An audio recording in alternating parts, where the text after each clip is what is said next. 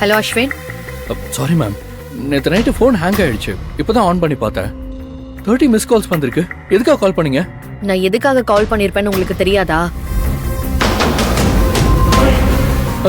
அப்ப அப்பா மகா எங்க வச்சிருக்கான்னு கண்டுபிடிச்சு சொல்லணும்னு என்ன அதுக்கா?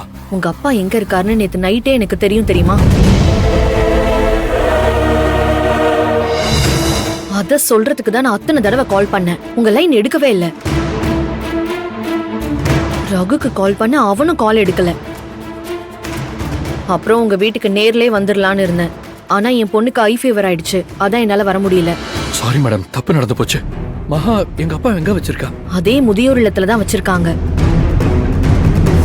என்ன மேடம் சொல்றீங்க? ஆமா, கார்ல கூட்டிட்டு போற மாதிரி போய் உங்க ஆளுங்களுக்கு போக்கு காட்டிட்டு மறுபடியும் உங்க அப்பாவை ஆசிரமத்திலே தான் தங்க வச்சிருக்காங்க.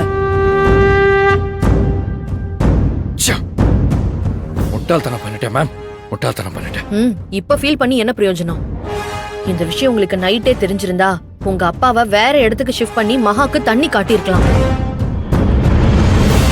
இப்ப என்ன பண்ண போறீங்க? ஏதாவது பண்ணணும்.